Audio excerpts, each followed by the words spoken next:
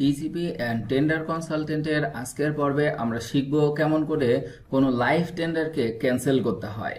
তো কোনো tender cancel করার আগে সর্বপ্রথম আমাদের জানতে হবে যে কোন কোন পরিস্থিতিতে আমরা টেন্ডার ক্যান্সেল করতে পারবো। তো টেন্ডার ক্যান্সেলেশনের বিষয়টা আমরা জানতে পারবো পিপিআর 2008-এর বিধি 33 উপবিধি 2-এ। আপনারা স্ক্রিনে এখানে 6টি কন্ডিশন দেখতে পাচ্ছেন, যে 6টি কন্ডিশনের মধ্যে পড়লেই আমরা কেবলমাত্র কোনো টেন্ডার ক্যান্সেল করতে পারবো। আবার পিপিআর এর বিধি 33 উপবিধি 3 এ বলা হয়েছে যে কোনো টেন্ডার যদি আমরা ক্যান্সেল করতে চাই তাহলে অবশ্যই ক্রয়কারী কার্যালয় প্রধান বা হোপের অনুমতি নিতে হবে। তো হোপ বা ক্রয়কারী কার্যালয় প্রধানের অনুমতি সাপেক্ষে আমরা কোনো টেন্ডার ক্যান্সেল করতে পারবো। তো আমরা কোনো টেন্ডার ক্যান্সেল করার জন্য সর্বপ্রথম আমাদের প্রকিউরিং এন্টিটির আইডিতে লগ ইন করতে হবে। প্রকিউরিং এন্টিটিতে লগ ইন করার পরে এখন হচ্ছে আমাদের যে টেন্ডারটি সে টেন্ডারটি খুঁজে বের করতে হবে। তাহলে আমরা যে টেন্ডারটি ক্যান্সেল করব সেটা অবশ্যই লাইভ টেন্ডার হতে হবে। যে টেন্ডারটি ওপেন হয়ে গেছে সেই টেন্ডারটি ক্যান্সেল করার কোনো উপায় নাই। তো সেক্ষেত্রে আমরা এখন টেন্ডার ট্যাব থেকে মাই টেন্ডারে ক্লিক করব এবং সেখান থেকে আমাদের লাইভ যে টেন্ডারটা আছে সেটা আমরা দেখতে পাবো। তাহলে আমরা লাইভ অপশনে ক্লিক করলাম। এখন দেখেন এখানে আমাদের অনেকগুলা টেন্ডার করা আছে, যার মধ্যে আমরা চাচ্ছি যে আমাদের এই 1 নম্বর টেন্ডারটিকে আমরা এখন ক্যান্সেল করে দিব। তাহলে 1 নম্বর টেন্ডার যদি আমরা ক্যান্সেল করতে চাই তাহলে ড্যাশবোর্ড দিয়ে আমাদের এই টেন্ডারে প্রবেশ করতে হবে। তাহলে আমি ড্যাশবোর্ডে ক্লিক করলাম।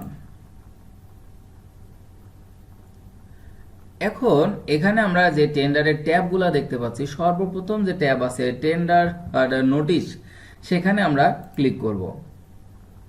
তাহলে টেন্ডার নোটিশে আমরা এই যে এখানে আমরা দেখতে পাচ্ছি যে ক্যান্সেলেশন অফ টেন্ডার আর প্রপোজাল, ক্যান্সেলেশন প্রসেস, তার মানে আমরা কিন্তু টেন্ডার ক্যান্সেল করার অপশন দেখতে পাচ্ছি। তো সেই ক্ষেত্রে এখন ক্যান্সেলেশন প্রসেসে ক্লিক করতে হবে। তাহলে এখানে দেখেন আমি আমার এই টেন্ডারের যে কাজের নাম, কত তারিখে ওপেনিং ছিল, ডেট ছিল, তার মানে আমি টোটাল টেন্ডার নোটিশটা এখানে কিন্তু দেখতে পাচ্ছি।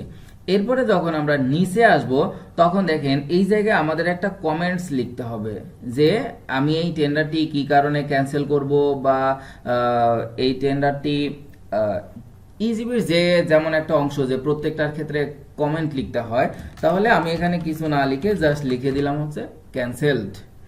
এখন দেখেন নিচে হচ্ছে আমরা ক্যান্সেল এবং প্রিন্ট দুইটাই করতে পারবো। তো আমরা যেহেতু টেন্ডারটি ক্যান্সেল করব সেক্ষেত্রে আমরা এখন এখানে ক্যান্সেল বাটনে ক্লিক করব। ক্যান্সেল। এখন আমাদের একটা অ্যালার্ট দিবে, please release the tender security money if any টেন্ডারার is already paid. You can find a tender list on below tab after approval of cancellation process through workflow. তার মানে যদি কোনো টেন্ডারার এই টেন্ডার সিকিউরিটিটা দিয়ে থাকেন, অর্থাৎ টেন্ডার সিকিউরিটি দিয়ে সাবমিশন করে থাকেন, তাহলে তার টেন্ডার সিকিউরিটি অবশ্যই ব্যাক দিতে হবে এবং তার ব্যাক দেওয়ার প্রসেস হচ্ছে এমন। তো আমরা আসলে টেন্ডার সিকিউরিটিটা ব্যাক দিব পরে, আমাদের ক্যান্সেল করার পরে আমাদের আগে ইনস্ট্যান্ট টেন্ডারটি ক্যান্সেল করে দিতে হবে, তারপরে আমরা টেন্ডার সিকিউরিটি ব্যাক দেওয়ার অপশনটা পাবো। তো সেক্ষেত্রে এখন আমি এখানে ওকে দিয়ে দিলাম। ওকে। তাহলে এখন এখানে দেখেন যে এখন এই টেন্ডার প্রপোজাল আমি যদি এখন ভিউ করি তাহলে দেখেন এখানে দেখতে পাবো যে এটা কিন্তু আমার জাস্ট ক্যান্সেল করা হয়েছে। তো এখন আমার এই ক্যান্সেলেশনটা অ্যাপ্রুভ করবেন কে, সেটা তো আমার অবশ্যই লাগবে। এজন্যে ক্যান্সেল টেন্ডার প্রপোজাল ওয়ার্কফ্লো, তার মানে এই টেন্ডার প্রপোজাল ক্যান্সেলটা কে অ্যাপ্রুভ করবেন সেটা অবশ্যই আমার এখানে সিলেক্ট করতে হবে। তাহলে আমি এখন এখানে ক্রিয়েট ওয়ার্কফ্লোতে ক্লিক করে দিলাম। এখন এখানে আমার রিভিউয়ার আমি রাখবো না, 0 দিয়ে দিলাম। তাহলে এখন এখানে সাবমিট। ইনিশিয়েটর হচ্ছেন পিই, প্রকিউরিং এন্টিটি। কারণ যে কোনো টেন্ডার ইনিশিয়েট করা এবং ক্যান্সেল করা, এটা ইনিশিয়েটটা প্রকিউরিং এন্টিটি করেন। এবং পিপিআর 2008-এর বিধি 35 উপবিধি 3-এ বলা আছে যে এই ক্যান্সেলেশনটা অ্যাপ্রুভ করবেন হচ্ছে hope, head of procuring entity, তার মানে ক্রয়কারী কার্যালয় প্রধান। এজন্য আমাদের দেখেন এখানে হোপ সিলেক্ট করা আছে। তো সেক্ষেত্রে আমরা সাবমিট অপশনে ক্লিক করলাম যে আমাদের এই ওয়ার্কফ্লোটি ঠিক আছে। তাহলে এখন এখানে আমাদের যে কাজ করতে হবে সেটা হচ্ছে আমাদের এই ওয়ার্কফ্লোতে আমাদের ফাইলটা প্রসেস করতে হবে। সেক্ষেত্রে আমাদের এখানে দেখতে হবে যে প্রসেস ফাইল ইন ওয়ার্কফ্লো।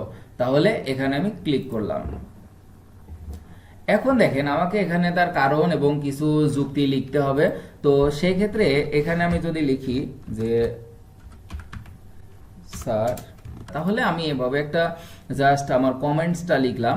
আর এখন এখানে দেখেন অ্যাকশন বাটনে আমি কি সিলেক্ট করব, সেখানে অবশ্যই ফরওয়ার্ড সিলেক্ট করতে হবে। তাহলে ফরওয়ার্ড সিলেক্ট করার পরে এখন যদি আমার কোনো রিলেভেন্ট ডকুমেন্ট থাকে, তাহলে এই যে এখানে click here to any if any relevant document to be uploaded, যে কোনো ডকুমেন্ট যদি আমি আপলোড করতে চাই তাহলে আমাকে এই অপশনে ক্লিক করতে হবে। তো আমার আসলে কোনো এখানে আপলোড করার মতো ডকুমেন্ট নাই। এই জন্য যেহেতু আমি আমার কমেন্টস লিখেছি এবং আমার ওয়ার্কফ্লো তৈরি করা হয়েছে, এখন আমি কি করবো, এটা সাবমিট করে দিব। তাহলে সাবমিট।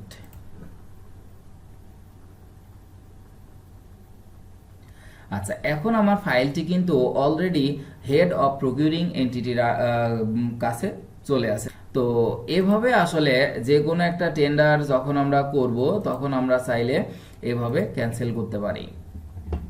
এখন হেড অফ প্রকিউরিং এন্টিটি বা হোপ এই টেন্ডারটির ক্যান্সেলেশন অ্যাপ্রুভ করে দিবেন। তো তখনই আসলে আমাদের টেন্ডারটি ক্যান্সেলড অপশনে আমরা দেখতে পাবো। যেমন দেখেন মাই টেন্ডারের আমার কিন্তু লাস্টের ট্যাব হচ্ছে ক্যান্সেলড, তখন কিন্তু আমি এই ক্যান্সেল ট্যাবে আমার এই টেন্ডারটি দেখতে পাবো।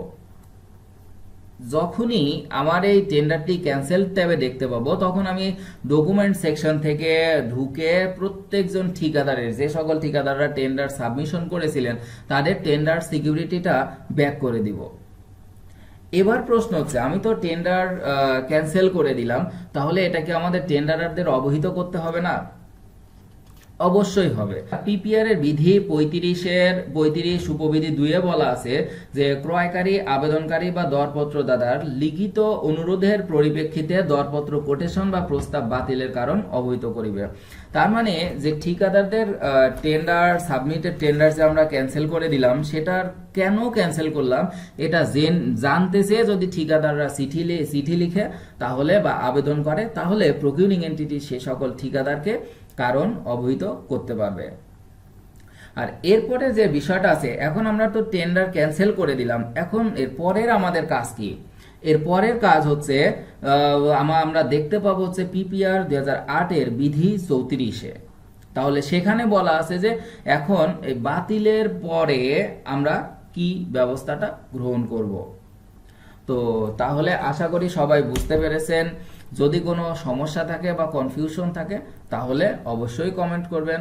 সাবটেল আর্ট বা ইজিবি অ্যান্ড টেন্ডার কনসালটেন্ট চ্যানেলটি সাবস্ক্রাইব করে সঙ্গে থাকবেন। সবাইকে ধন্যবাদ।